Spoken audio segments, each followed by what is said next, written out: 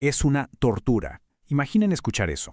Esta frase sobre las condiciones de Julian Assange en prisión resume a la perfección una saga que ha durado años, una donde un solo hombre se enfrentó al poder de toda una nación. Y claro, en el centro de todo está Julian Assange. Su liberación en junio de 2024 fue noticia en todo el mundo, poniendo fin, o bueno, quizás solo una pausa a una persecución de años. Pero a ver, ¿cómo empezó todo esto? ¿Qué revelación fue la que desató una tormenta tan grande? Para entender bien el caso Assange, hay que ir al fondo del asunto.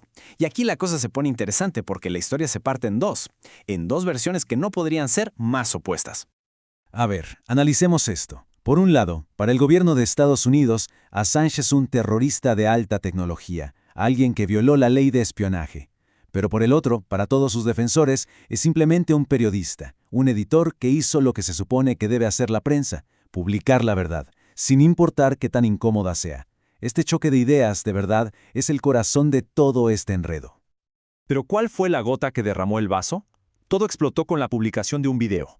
Y miren, no era un video cualquiera, ¿eh? Era algo crudo, explícito, que mostraba a soldados estadounidenses matando a civiles en Irak. Wikileaks le puso un título que no dejaba lugar a dudas: asesinato colateral. Y hay que entender que esto no es algo que solo le pasó a Assange, para nada. La historia de Can Dündar, un periodista turco que vivió algo muy parecido en su país, lo deja clarísimo. La lucha es la misma en todas partes. El poder del Estado queriendo guardar secretos contra el derecho de la gente a saber qué está pasando. Así que vámonos directo a ese video, al epicentro de toda la controversia, a un día de julio en Bagdad. Veamos qué fue lo que pasó, momento a momento.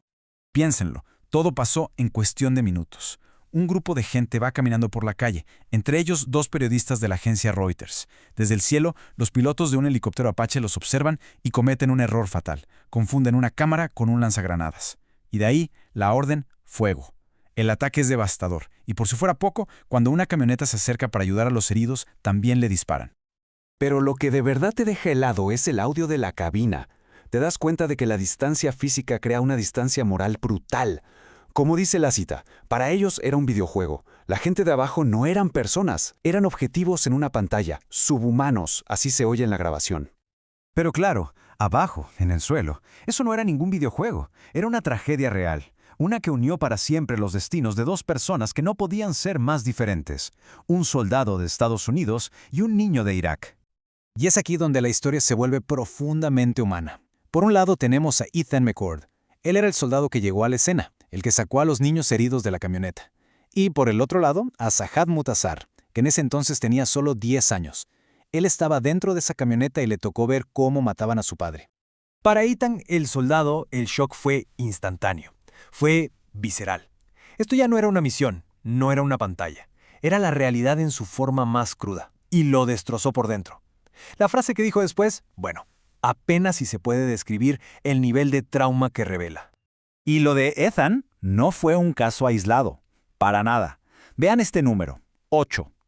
8 soldados de su misma unidad se quitaron la vida al volver a casa. 8. Para ellos, la guerra simplemente nunca terminó. Y del otro lado de la moneda está Zahad. Su dolor es distinto, claro, pero igual de inmenso. Es el dolor de crecer sin un padre, de una vida que cambió en un segundo. Y esa herida, 17 años después, sigue ahí, abierta. Su historia es la voz de tantas víctimas que casi nunca escuchamos. Pero esta historia todavía tenía guardado un giro, uno que nadie se esperaba, porque 17 años más tarde, el soldado y el niño que rescató, por fin se reencontraron. Imaginen la escena, una videollamada. Ethan, súper conmovido, finalmente le puede decir a Zahad lo que llevaba guardando casi 20 años. Le pide perdón. Pero no solo por él, sino por lo que hicieron sus compañeros desde el cielo. Y la respuesta de Zahad es simplemente increíble, porque en lugar de odio o de rencor, lo que le da es gratitud. Logra ver la humanidad de Ethan en medio de todo ese horror.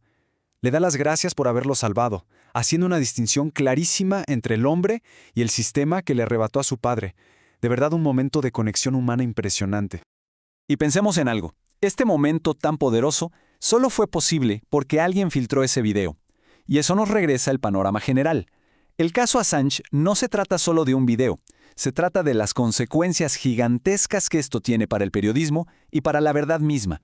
A ver, el efecto que ha tenido este caso es paralizante.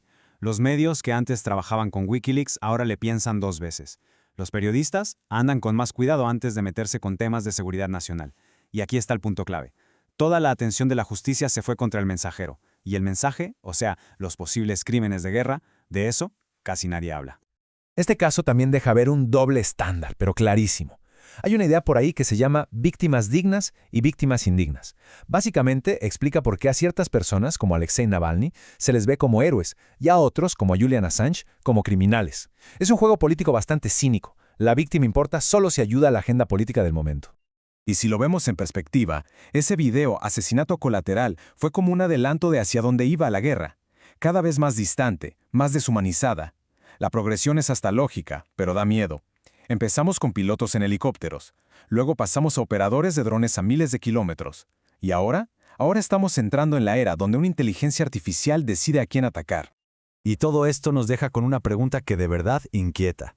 Conforme la tecnología avanza y el acto de matar se vuelve automático, ¿qué pasa con la responsabilidad? ¿Se empieza a hacer humo? ¿Se diluye? Si una máquina es la que aprieta el gatillo, entonces, ¿quién es el responsable final?